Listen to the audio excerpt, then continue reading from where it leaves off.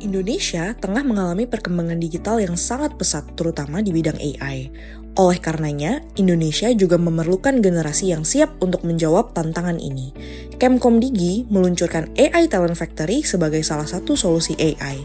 Yuk kita mengenal AITF lebih jauh lewat eksklusif interview bersama dengan Kepala BPSDM Komdigi, Kepala Pusat Pengembangan Talenta Digital Komdigi, dan Rektor Universitas Brawijaya.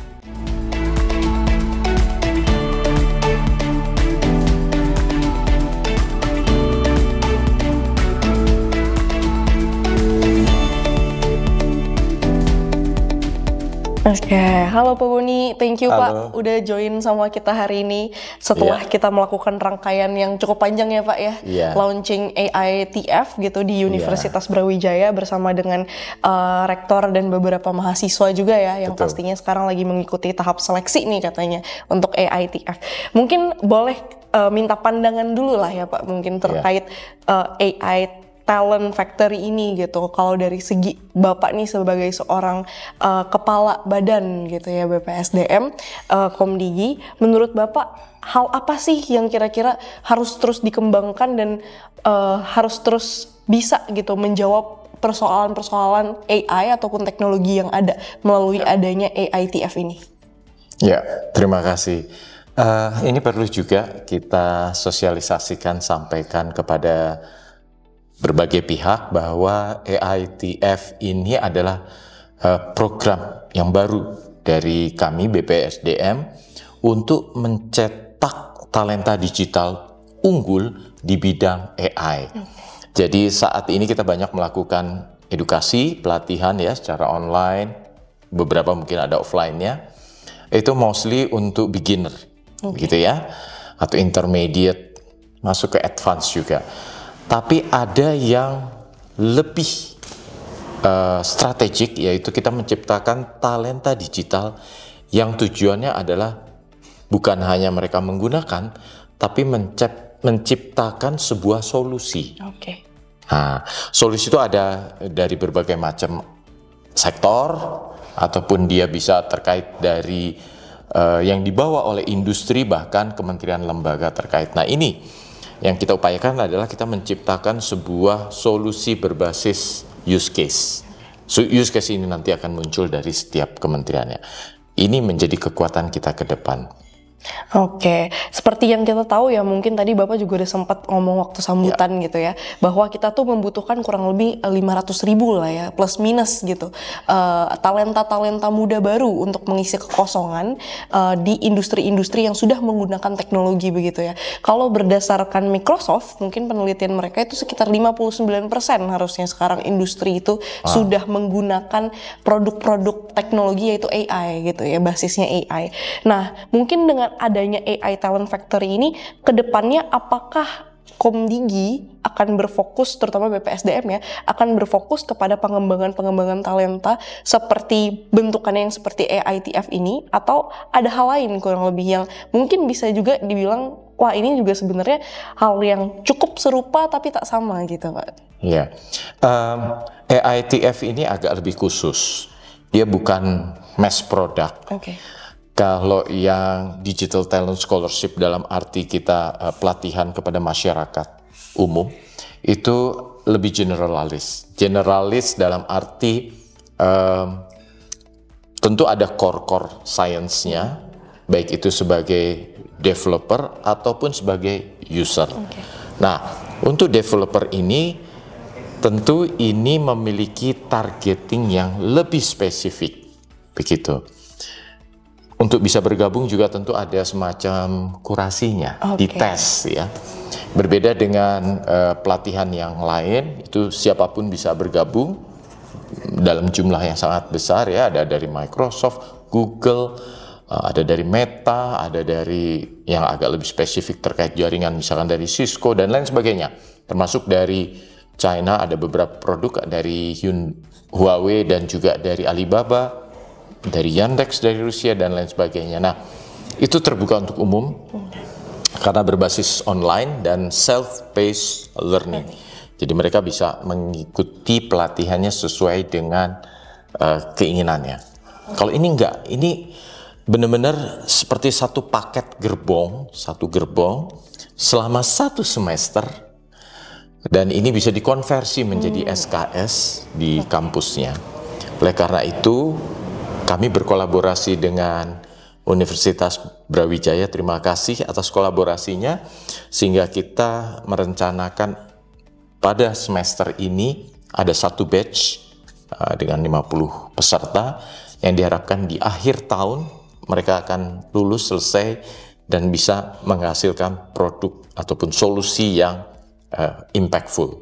Oke, siap. Berarti memang ini adalah program yang bisa dibilang mungkin jadi solusi AI, tapi cukup lingkupnya cukup masih terbatas karena kita benar-benar mengkurasi atau mensortir gitu siapa yang menjadi pesertanya, begitu ya Pak ya? Karena memang harus yang bisa masuk adalah yang sudah expert. Oke, berarti mereka tidak bisa di beginner level begitu ya? Iya, siap. tidak bisa. Supaya mereka begitu selesai dari mungkin solusi AI ini, rangkaian solusi AI ini, mereka bisa langsung terjun ke industri dan menciptakan sebuah sistem atau mungkin hal-hal baru gitu ya di industri tersebut begitu ya? Iya, jadi intinya adalah mereka di sini seperti sebuah research project, tapi ini tim untuk bisa memecahkan permasalahan yang dihadapi tadi. Dan tentunya pada saat selesai itu menjadi modal dasar mereka, karena mereka akan certified gitu ya sebagai student yang berhasil memecahkan masalah. Dan ini memiliki nilai tinggi manakala mereka mencari pekerjaan, karena akan masuk dalam talent pool kami. Secondly, kalau ada beasiswa mungkin juga akan kami promosikan menjadi credit point untuk menerima beasiswa. Kemudian juga mereka karena ini bekerja dalam sebuah tim, tentunya bukan tidak mungkin mereka akan membangun startup-nya dari sini. Oke, ini menarik sih Pak, karena kalau kita lihat datanya di 2023 itu mungkin hanya sekitar 198 startup yang sudah menggunakan produk-produk atau basis-basis bermodelkan AI. Jadi mereka perusahaan-perusahaan startup yang sudah menganut lah sistem AI gitu dalam startupnya mereka gitu. Nah, dengan adanya ini mungkin kan diharapkan itu bisa meningkatkan lebih lagi ya ke depannya ya.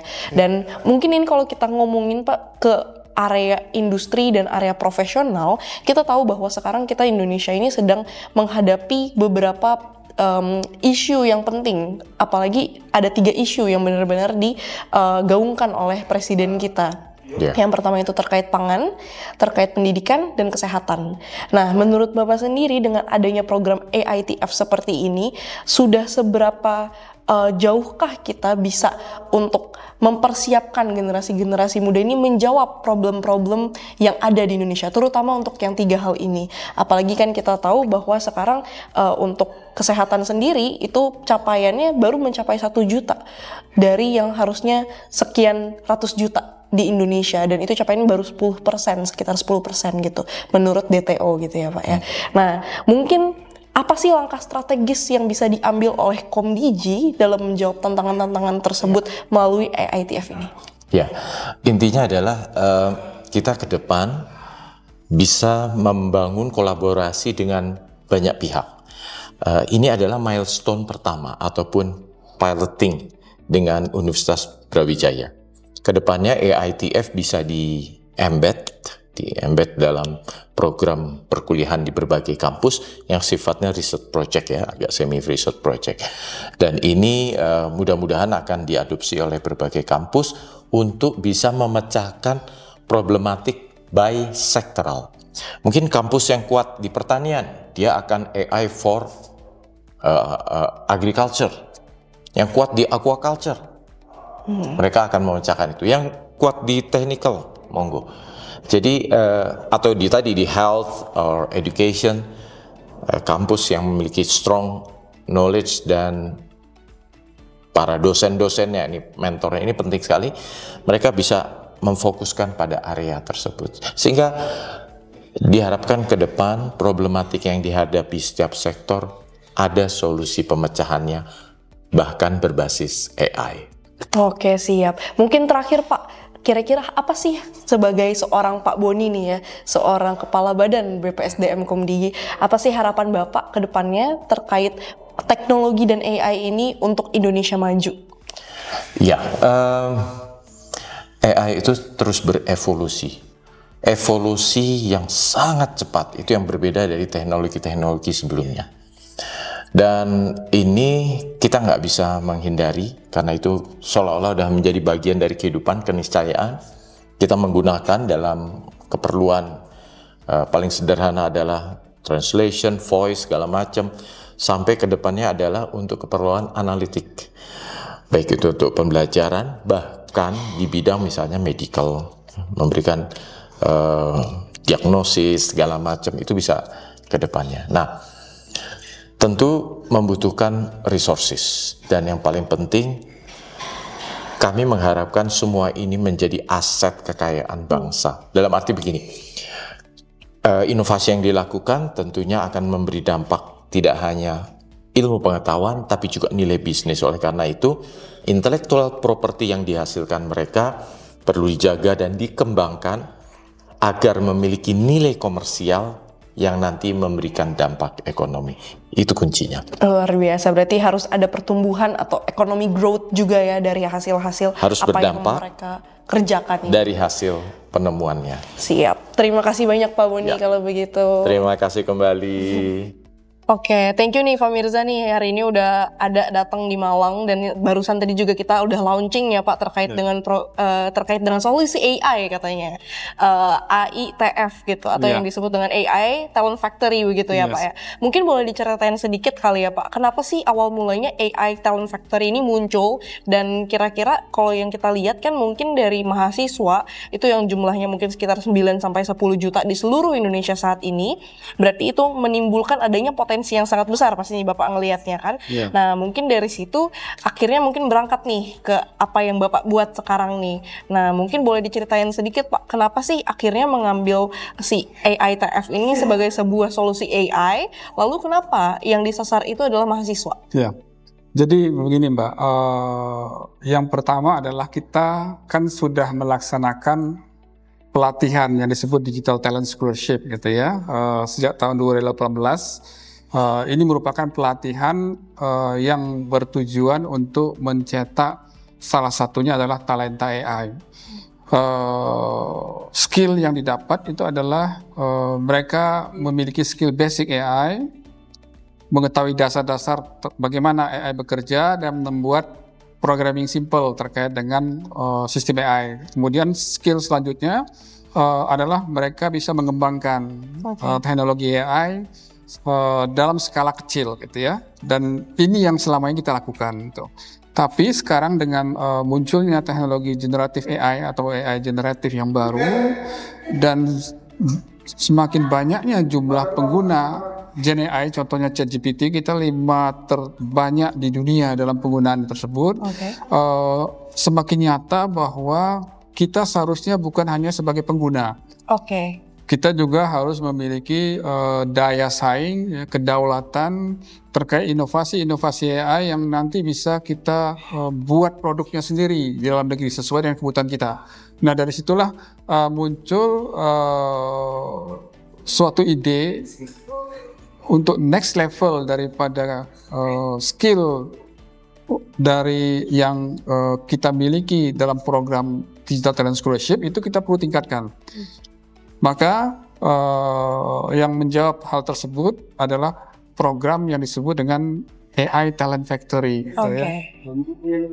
Jadi memang berangkatnya itu karena melihat bahwa ada potensi besar yang ada, namun ini belum cukup untuk didukung ya Pak ya sejauh ini untuk mengarah ke dunia industrinya begitu. Betul, jadi penggunanya banyak, tapi dengan pengguna yang banyak tersebut tentu kita memiliki potensi yang besar bahwa mereka juga akan menjadi pencipta inovasi teknologi di bidang apa yang mereka gunakan sekarang, yaitu Gen AI. Siap. Nah, kalau misalnya ini sendiri nih Pak, program AI Talent Factory ini sendiri, kita melihat kan bahwa ini barusan di launching bersama dengan Universitas Brawijaya Fakultas Ilmu Komputer begitu ya Pak ya. Sedangkan kita tahu nih Pak, mungkin kita agak general sedikit nih Pak. Di Indonesia ini kan sekarang penggunaan AI itu cukup masif ya. Kita bisa bilang mungkin menurut datanya sekitar 65% kalau kata Ibu Mutia Hafid itu sudah mulai menggunakan AI terutama di bidang industri-industri ya. Nah, mungkin ada 3 industri terbesar saat ini yang lagi difokuskan sama Bapak Presiden kita juga ya. Mungkin ada di pangan, pendidikan, pendidikan dan juga kesehatan. Di kesehatan sendiri sebenarnya menurut datanya kayaknya sudah ada sekitar kurang lebih 1 juta pengguna gitu. Sedangkan untuk di pendidikan dan di pangan mungkin untuk datanya masih belum ada gitu ya Pak ya. Nah cuman kalau dari data-data yang kita lihat ini, dengan kita membuat AI Talent Factory ini di jurusan ilmu komputer, apakah itu sudah cukup menjawab tantangan-tantangan industri yang ada untuk kedepannya? Ya, baik. Yang pertama adalah bahwa secara konsep yang dirancang, para peserta itu tidak hanya mahasiswa gitu. Secara konsep gitu ya, masyarakat umum yang memiliki passion di AI dan itu memiliki skill yang tertentu gitu. Jadi skill di mana mereka sebelumnya sudah punya pengalaman dalam membuat atau develop ya teknologi AI yang dalam skala kecil. Siapapun dia gitu ya. Nah tahun ini kenapa kita mulai dengan Universitas Brawijaya? Karena kita melakukan proof of concept terkait konsep yang kita buat terlebih dahulu. Dan ini tentu perlu para talenta yang memang sudah standar matang. Jadi kita tidak merekrut umum, tapi kita merekrut secara khusus terutama dari Fakultas Ilmu Komputer ya, yang memang mereka sehari-hari sudah belajar AI dasarnya, sehingga akan memudahkan kita untuk mencetak talenta AI yang lebih advance ya, terutama mereka bisa menyelesaikan kasus inovatif terkait dengan AI generatif tersebut gitu. Tapi tahun depan kita akan mulai dengan hasil proof of concept. Pertama untuk berkolaborasi dengan universitas lain yang mungkin sejenis, dan kemudian kita akan berkolaborasi dengan industri yang tadi disampaikan untuk memecahkan solusi-solusi di industri tersebut berbasis AI generatif ya, terutama agar sambil menyelesaikan solusi tadi para peserta talenta AI yang kita punyai memiliki pengalaman juga, memiliki portfolio juga di situ mereka. Siap. Berarti dengan begitu bisa dikatakan bahwa launching AI Talent Factory di Universitas Brawijaya adalah sebagai pilot project, bahwa kedepannya akan banyak AITF lain yang akan menjadi solusi AI bukan hanya bagi mahasiswa namun juga bagi masyarakat Indonesia, begitu ya Pak ya? Betul. Betul, Mbak. Oke, nah mungkin boleh ceritakan sedikit Pak, harapan kedepannya setelah adanya AITF ini, baik yang di Universitas Brawijaya ini maupun nanti mungkin kalau sudah ada di masyarakat, kira-kira seperti apa, dan apa sih yang kira-kira akan dikembangkan lagi oleh teman-teman talenta digital di Komdigi, di BPSDM Komdigi gitu? Ya, jadi sebenarnya ini merupakan suatu siklus ya, siklus pengembangan talenta AI, di mana saat ini kita berharap dari lulusan mereka akan memiliki skill yang kita sebut AI practitioner, yang mampu berinovasi dengan teknologi terutama generative AI dalam menciptakan model AI baru gitu ya, atau teknologi AI yang diadaptasi dan seterusnya sesuai dengan solusi, dan mereka nanti akan masuk terdaftar di digital talent pool-nya Komdigi. Nah, Digital Talent Pool itu adalah kumpulan orang-orang yang memang sudah dilatih oleh Kementerian Komdigi dan sudah memiliki sertifikat penyelesaian atau lulus pelatihan. Nah, di situ mereka akan nanti kembali mendidik atau melatih para calon peserta AI talent ke depan gitu. Jadi kita minta mereka setelah lulus mereka harus berkontribusi untuk nantinya memberikan skill, mentransfer skill, pengalaman kepada para calon AI talent agar mereka sebelum masuk ke dalam program ini mereka sudah dapat gambaran. Ya, mereka harus bagaimana, dan mungkin sudah dapat transfer skill awal gitu ya dari para lulusan-lulusan AI Talent Factory yang sebelumnya. Oke, siap. Mungkin terakhir Pak, apa sih yang kira-kira menjadi harapan Bapak buat Indonesia maju di tahun-tahun mendatang, terutama terkait dengan teknologi dan digital ini Pak? Ya, terutama kata kuncinya adalah kita lebih berdaya dan berdaulat dari sisi teknologi, terutama AI gitu ya. Jadi ini sering disampaikan juga oleh Pak Wamen Nezar bahwa saat ini kita sebagai pengguna saja. Jadi harapannya agar nanti para generasi muda kita, baik mahasiswa maupun yang sudah lulus gitu ya, yang memiliki passion di bidang AI, itu mereka tertarik untuk meningkatkan skillnya ya dengan program yang ada di kita, dan mengembangkan produk-produk terutama otak AI-nya gitu ya, yang berbasis kepada kebutuhan dalam negeri, yang berbasis kepada landasan kita gitu ya, budaya kita gitu, sehingga itu akan akan berputar lagi, hasil produk tadi akan dipakai lagi nanti oleh para mahasiswa, para peneliti, berbasis otak yang khusus dibuat Indonesia. Jadi kalau sekarang basisnya kan kepada otak AI yang di-create oleh orang luar, sehingga data mengalir keluar. Jadi kalau di-create oleh orang dalam sesuai dengan budaya kita gitu ya, otak tersebut, maka itu akan lebih mudah kita menjamin bahwa produk-produk yang berada di model AI yang dibuat tadi itu lebih sesuai dengan budaya dan sesuai dengan moral yang kita inginkan gitu.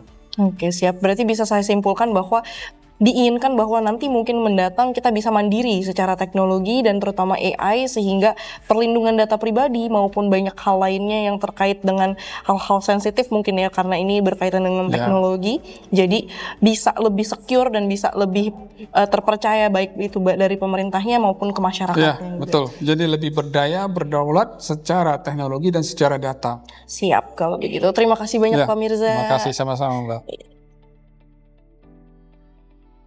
Ya, sebelumnya Prof Widodo, kami di sini sangat senang ya bisa melihat acara launchingnya AI app sendiri hari ini, dan terutama kita juga melihat di sini ternyata banyak mahasiswa yang ternyata brilliant ya Prof ya, dan kita juga udah melihat tadi mungkin sedikit di mana saat koleksi mereka benar-benar berusaha, karena mungkin ya anak-anak zaman sekarang ini juga punya banyak interest gitu di AI sendiri. Tapi mungkin Prof boleh nggak Prof dijelasin sedikit gitu awalnya kenapa sih apa yang membuat Universitas Brawijaya ini tertarik gitu untuk bekerja sama dengan Komdigi untuk melaksanakan solusi AI ini, yaitu AI. Ya, terima kasih. Saya melihat bahwa industri AI itu kan semakin berkembang dan merambah seluruh bidang. Ya, bidang entertain, industri kreatif, sampai pertanian, sampai kedokteran. Dan ini menjadi bagian penting saya kira agar kita tidak hanya di market, sehingga kita juga harus mengembangkan teknologi. Sehingga di Universitas Brawijaya ini salah satu yang kita unggulkan adalah AI Display. Kita memberikan program studi, semua program studi yang di Universitas Brawijaya, kita harapkan dia memahami tentang AI. Sehingga kita juga ada mata kuliah khusus AI yang bisa diambil anak-anak lintas bidang. Saya nggak pengen anak-anak muda kita tidak paham AI. Yang pertama, yang kedua adalah kita memiliki fakultas yang memang core-nya adalah pengembangan AI, yaitu Fakultas Ilmu Komputer dan juga MIPA. Dua fakultas ini yang kemudian bergerak untuk menjadi engine besar untuk menggerakkan AI itu sendiri. Dan anak-anak muda kita banyak, mahasiswa kita banyak, dan mahasiswa yang banyak ini harus diberikan ruang media. Nah, dengan kehadiran Komdigi ini menjadi bagian penting agar media yang diterima anak-anak kita skupnya menjadi lebih luas. Karena Komdigi memiliki mitra-mitra strategis, industri strategis di Indonesia, dan ini yang tidak dimiliki untuk organisasi lain. Makanya kita dengan senang hati kerjasama ya dengan Komdigi ini bisa berjalan dan terus berjalan. Karena AI ini sebenarnya kan lebih ke arah bagaimana menerapkan, mengaplikasikan dengan use case yang ada di seluruh sektor Komdigi.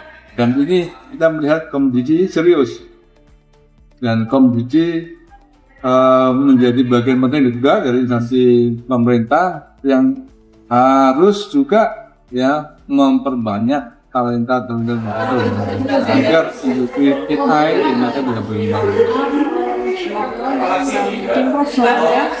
Kan kita udah tahu ya maksudnya bahwa anak-anak dari Universitas Brawijaya sendiri sebenarnya kalau kita cek datanya itu ada sekitar 5.000 mahasiswa yang sekarang sedang berkuliah mengambil jurusan Fakultas Ilmu Komputer maupun MIPA ya Prof.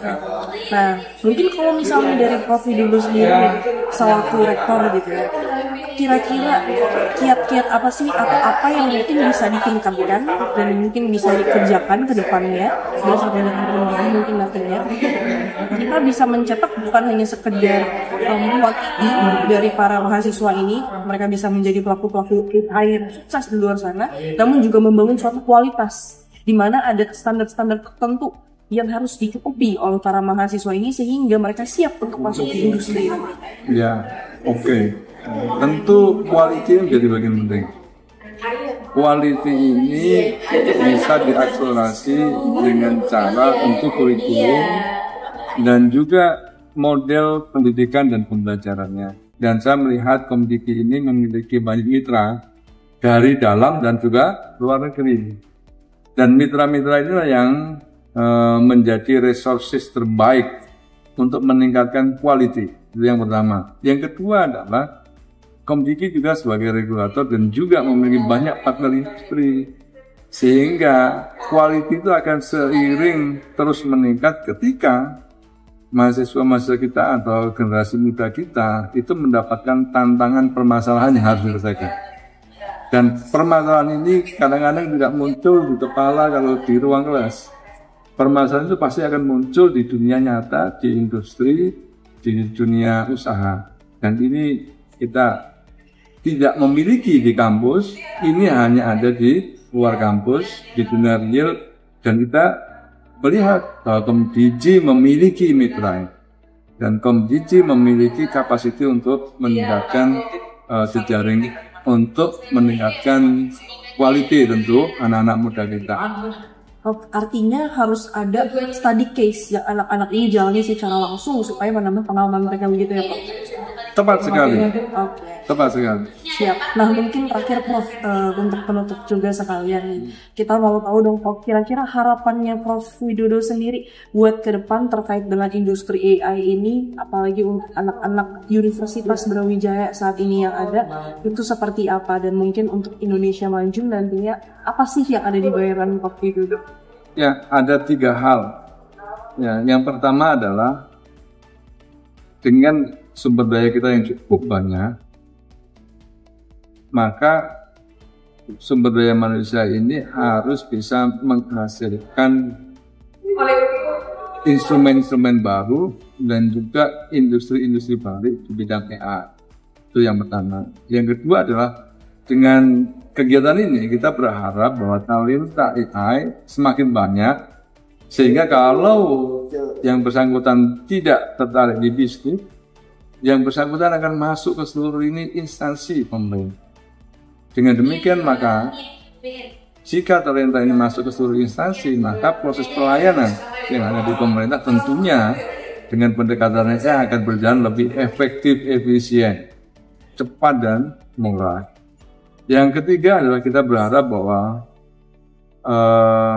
sebagian juga bisa masuk tune in ke industri-industri, sehingga industri-industri juga akan memiliki kompetensi dan daya saing yang lebih baik dibanding dengan mitra-mitranya di internasional. Dengan 3 faktor ini, kalau ini berjalan dengan baik, continuous, insya Allah Indonesia akan kuat juga di bidang AI.